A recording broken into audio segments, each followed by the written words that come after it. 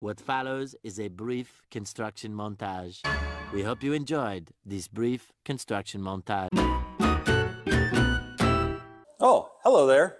I'm Dave, the County Road Craftsman, and welcome back to the, well, not necessarily shop. The shop's right there, but this is my pole barn. I got the chicken coop, and I got the shop, and right here, I've got a brand new Grizzly 10-inch table saw I'm going to put together today. And this is going to help me start, organizing all this stuff here. This stuff had to get moved out of the shop to make room for the building of the shop.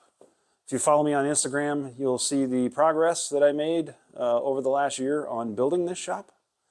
And today the organization starts by putting this together.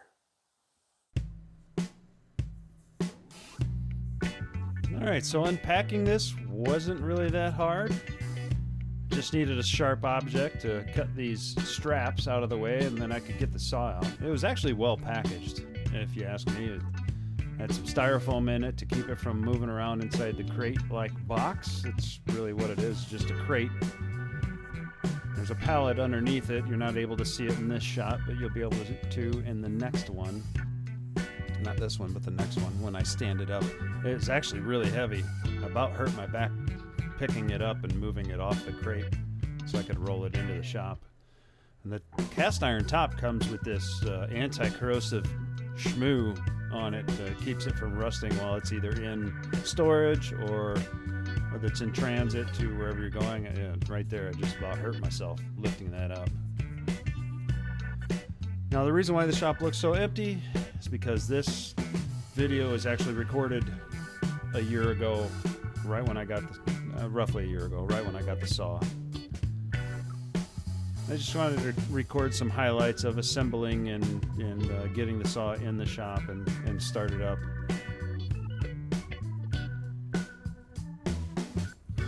And it was a pretty easy assembly. The instruction manual was very informative. Install handwheels on shafts, making sure a notch in each handwheel fits over the pin on each shaft is shown. Then secure with star knobs. Shaft. So pretty much what's left at this point are just the crank handles, the side tables, and then the fence. All of it was fairly easy to put together. I mean, I probably have about an hour into assembly at this point, which really isn't that bad.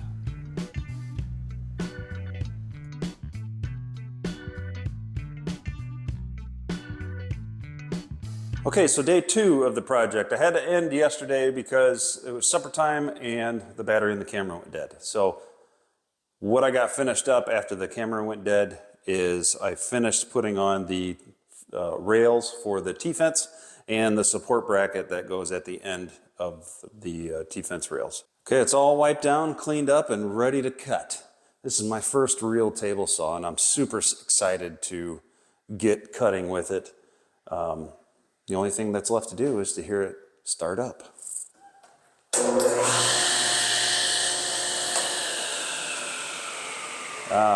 Nice and smooth.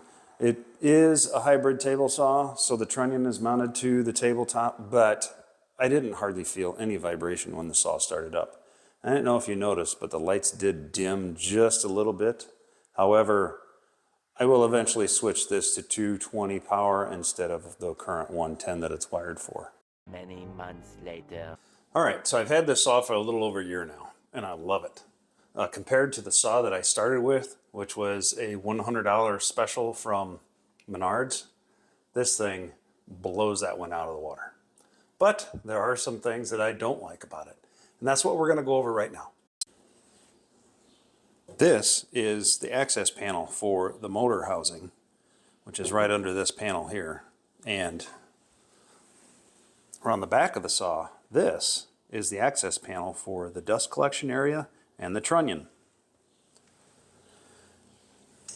And I don't know if you can see, but right there, there's one plus the other 5 screws that hold each of these panels on.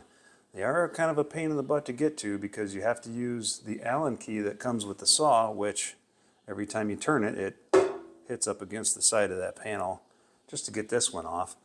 And the other one, I mean, it's a lot easier to do, but it'd be nice if they had some sort of latch system to attach these panels to the back and the side to make it easier to access the innards of this saw.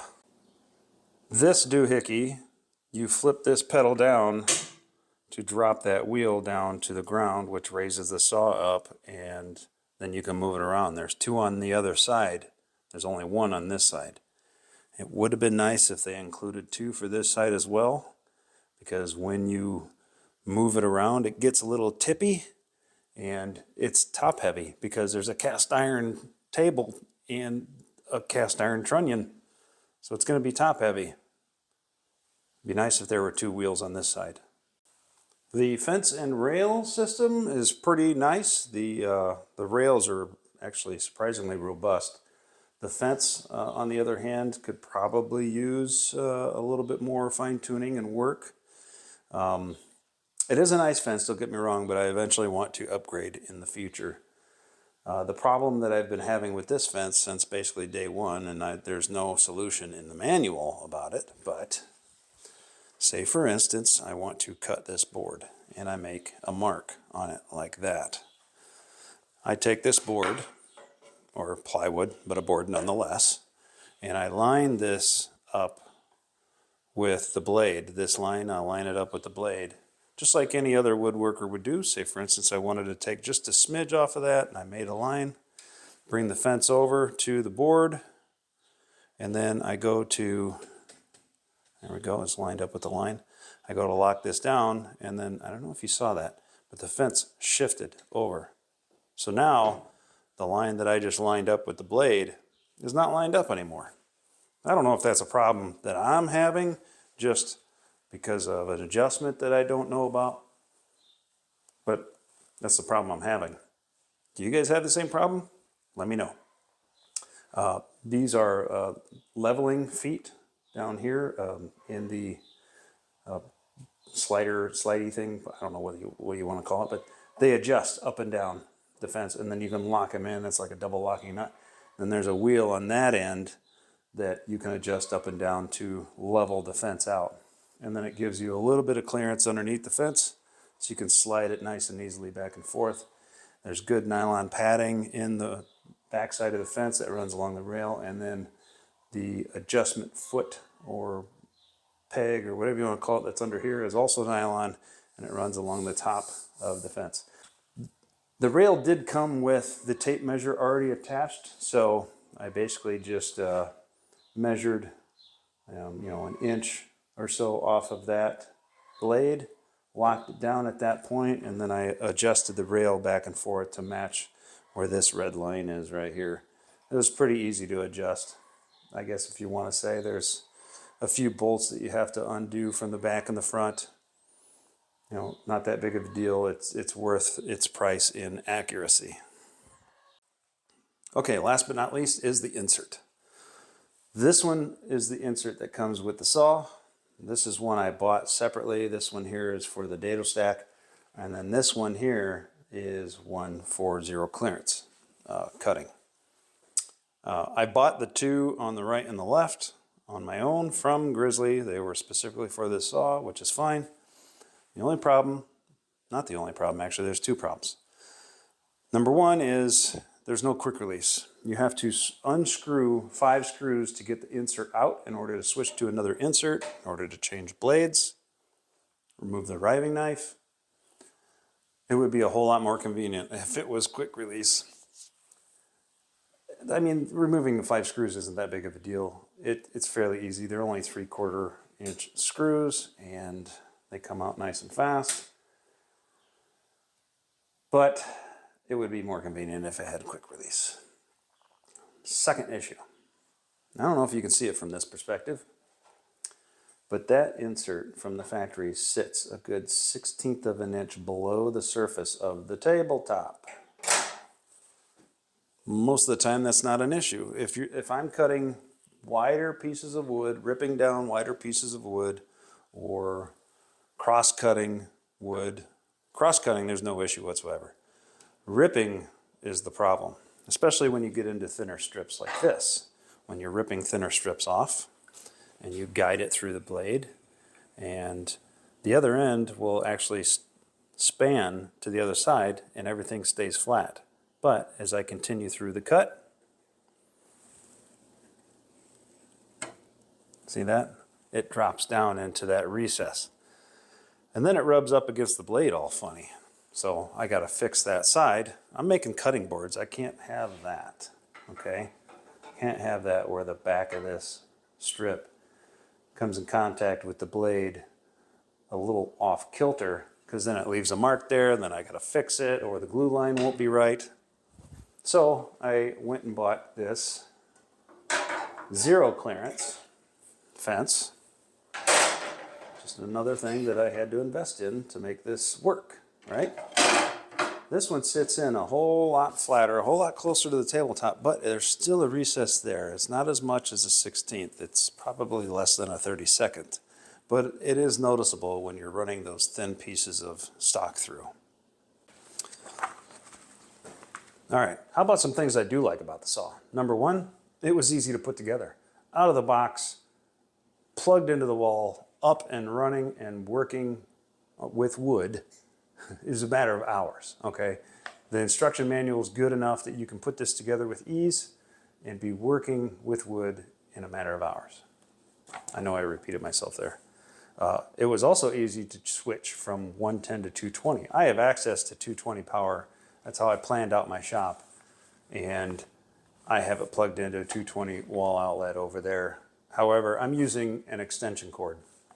The manual says don't use an extension cord, but if you must, it should be at least 12 gauge wire and it should be less than 50 feet. I'm using 10 gauge wire at 8 feet. So I'm not really concerned about voltage drop there. So if you wanted to switch this saw over, the instructions on how to do so, again, are really easy to work with, real easy to understand, and it gives you pictures. Everybody likes pictures. Another thing I like is that the table right out of the box has come flat. The blade is square to the miter slot. The fence, again, like I said before, it leaves a little to be desired, but I can work with it just like I can work with any of the issues that I've spelled out in this video, because it was only an $895 saw. That's right, 2 horsepower, open stand, hybrid table saw with a 32.5-inch capacity. It's actually more than that according to the numbers, but I give it 32.5 because once this part of the fence gets to that point, it starts to fall off the rail. So 32.5 inches capacity, $895. The other saws on Grizzly's website, the Shop Fox version of this, which is identical, and the Grizzly version of this, which is identical, are selling for more money. This one I got for cheaper, just because of that sticker down there. I recommend this saw. If you can get one used, that's great. Just remember, they only paid $895 too, so don't let them try to fool you. Anyway, thanks so much for watching. If you have any other questions, leave them in the comment section down below. And hey, it's spring. Get out and enjoy the weather.